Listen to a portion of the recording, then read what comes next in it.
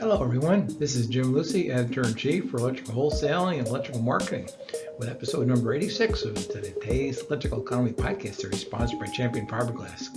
Champion began producing epoxy fiberglass conduit and fittings in 1988, and in 1989 developed the first conduit from epoxy resins that had flame resistance and low smoke characteristics. This met the most stringent codes and specifications. In this podcast, we'll take a look at Electrical Wholesaling's picks for the hottest construction niches in 2024. We'll also provide updates and information on the 5 key weekly indicators to track: initial unemployment claims at the state level, rail freight car traffic, the Baker Hughes rig count, oil prices, and copper prices. Our thanks again to Champion Fiberglass for sponsoring today's Electrical Economy podcast series for 2023, and I'd like also to thank them for sponsoring this series again in 2024. For the week ending December the 9th, the advanced figure for seasonally adjusted initial unemployment claims was 202,000. That is a decrease of 19,000 from the previous week's revised level. The unemployment rate, to remember, is 3.7%, and that is down from October by 0.2%. We had 14 states with decreases in unemployment claims of at least 1,000 for the week ending December the 9th. That's a lot, because that's what I really consider one of the dividing lines if the claims drop to over 1,000 on a weekly basis. The states with these big drops were New York, which was 6,581 down. Pennsylvania was down 4,362.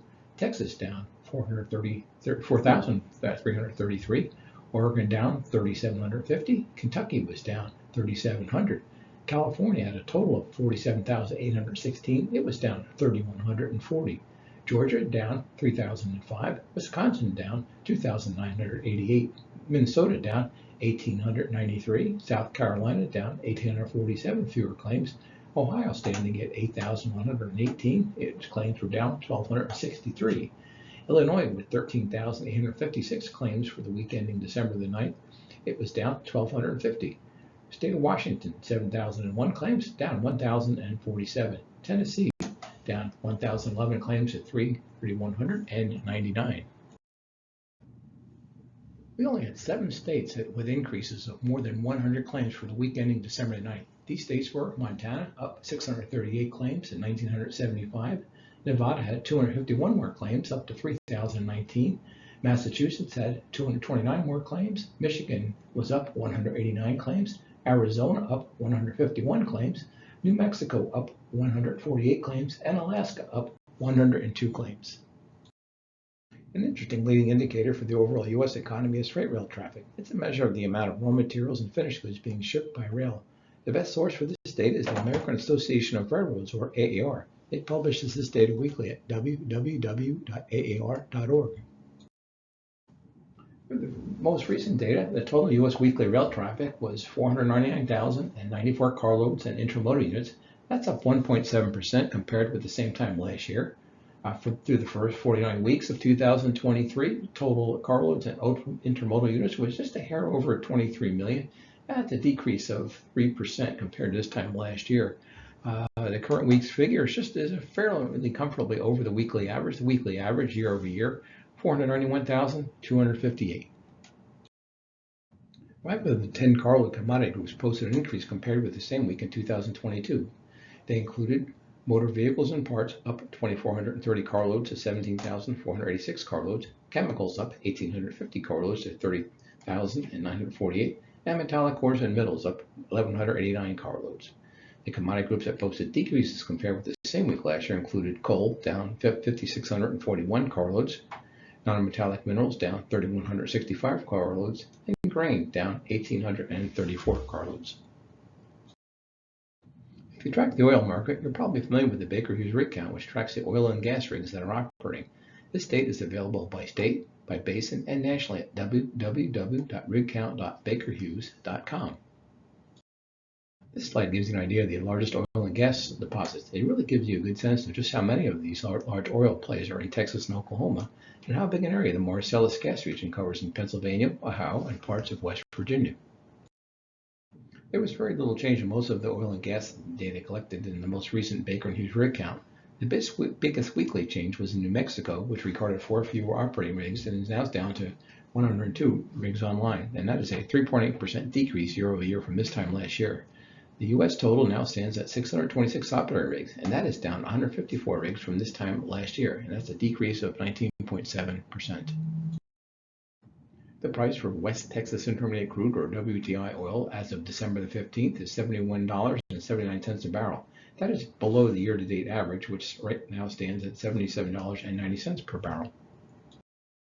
Economists like to call copper pricing Dr. Copper because it is a leading economic indicator for future economic activity since copper is used in so many different industries. The construction industry is among the leading markets for copper because of its use in wire and cable and copper plumbing pipe. COMEX copper prices are right now at $3.88 per pound on Monday, December the 18th. Over the past 6 months, they've been operating in a pretty narrow range from about $3.58 to $3.90. That range is about 30 cents for their entire range. I thought this podcast would be a good time to make a few picks for the hottest segments of the construction market in 2024. I included some of these picks in Electrical Construction Information Magazine, or EC&M, their 2024 Construction Outlook cover story this month. It's available at www.ecmweb.com. In about a week, you'll also have a chance to listen to a podcast that I did with EC&M's chief editor, Ellen Parson, where I took a look at some more deeper trends in the 2024 construction market. I thought you might enjoy that as well. Alrighty, let's jump into some of my picks for the largest construction opportunities in 2024. One of the big ones on my list, live, work, play developments. Even though demand for residential construction is being tamped down by interest rates, and new office construction won't be what it has been in the past because of more folks working from home, residential construction and new office space are a big part of a growing type of mixed-use construction project that we're seeing in both cities and suburbs. They're called live, work, play developments, or LWP developments. And that's because residents can live close to their offices, shop at nearby stores, and enjoy the amenities of restaurants, health clubs, and other services right by where they live. A post at www.ChainStorage cited a study by Co-working Cafe that said 72 of these developments were completed or close to completion by year-end 2022, and that there are 512 of these LWP communities built across the United States from 2012 to 2022. We have one of these developments going in right close to our offices here in Overland Park, Kansas. It's just recently broke ground. It's a $2 billion Meridian mixed-use project in Overland Park, Kansas, and it features 4.8 million square feet of office capacity, urban living spaces with 2,000 apartments, 2 hotels, and the retail, restaurant, and entertainment venues. Some of these office developments are called the Town Plaza development. You might have seen those in your local markets. We had one in Leawood, Kansas that has been up and expanding over the past, must be 10, 15 years. There's another one in the Kansas City area called the Lenexa Town Plaza, and it has exactly the same type of mix. It's a giant health club, lots of apartments, a large corporate headquarters for Kiewit Construction, plenty of stores, parks, fire pits. It's really an interesting type of development, and I think it's kind of headlining some of the commercial office and residential development opportunities that we will see in 2024. It's no surprise to see data centers in a list of hot construction types. They've certainly been one of the hottest construction markets over the past 10, could even be the past 20 years. Biggest market for these in the whole country is in Northern Virginia, which has more data centers per square mile than anywhere else in the country. And they are saying that there's a 6.7 million square feet of the data centers under construction right there. Electrical marketing's editors over the past year found 16 new data center projects either breaking ground or underway, and that is going to include at least 5 of them that top $1 billion in total contract value. There's the DC Blocks Data Center campus in Douglasville, Georgia, Micro Center Data Centers in Mount Pleasant, Wisconsin, and Rome, Georgia, and the Prime Data Center in Elk Grove Village, Illinois. If anyone's interested in data centers as an investment opportunity or just want to follow what publicly held developers of data centers are doing, I recommend that you follow 2 of the biggest ones, Digital Realty Trust, which is ticker symbol DLR, and Equinix, which is ticker symbol EQIX. They are both real estate investment trusts, or REITs, and while REITs have had a sluggish 2023 for the most part because of the higher interest rates have had and their effect on construction loans for these facilities, the lower rates expected in 2024 and the impact of AI should push these stocks prices up next year. So here's another no-brainer pick for a hot construction type, certainly what we've seen over the past year or two: semiconductor plants, EV battery plants, and electric vehicle factories. While it's a pretty obvious pick, there are some different trends lurking just beneath the surface that may be of interest, that may be kind of color our forecast for next year. The main thing on the EV side is I think there's certainly been a bit of a slowdown in demand for electric vehicles. Part of that's because some of the early adopters for EVs have already bought their vehicles, and there are not as many people coming right behind them, in part because of the expense of the typical electric vehicle. There isn't really a low-priced model that is attracting the masses just quite yet.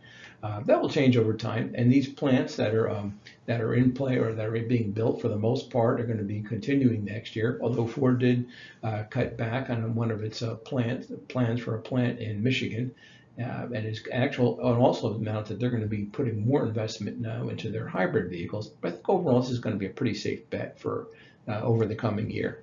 To give you a sense of some of the largest plants that have gone in over the past year, there was a $2 billion VinFast EV facility in New Hill, North Carolina. VinFast is a Vietnamese EV manufacturer.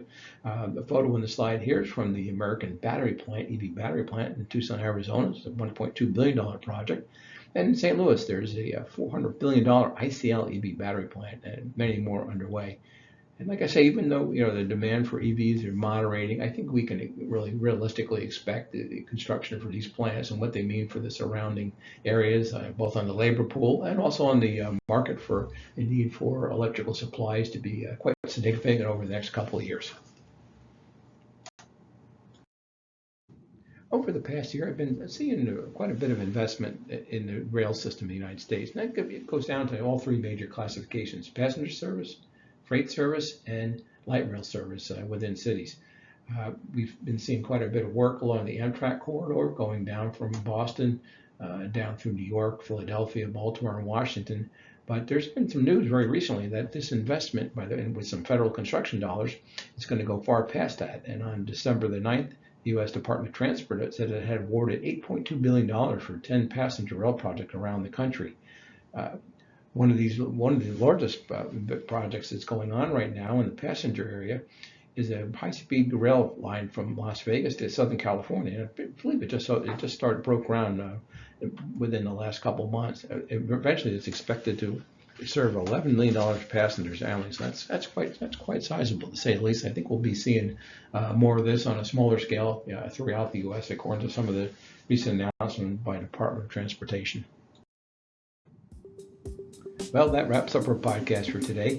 And a special thanks to the folks from Champion Fiberglass for sponsoring today's Electrical Economy podcast series in 2023 and again in 2024. It's hard to believe, and I'm very proud of the fact that next year we're going to eventually be hitting our 100th podcast in this series, thanks to the good folks from Champion. So I do really appreciate that. Please contact me if there's any other type of economic data you'd like us to cover in these podcasts. Our next presentation will be on January the 8th of 2023. So until then, I hope you get a chance to spend some good time with friends and family, unplug for a bit, and come back refreshed and for a good business year in 2024.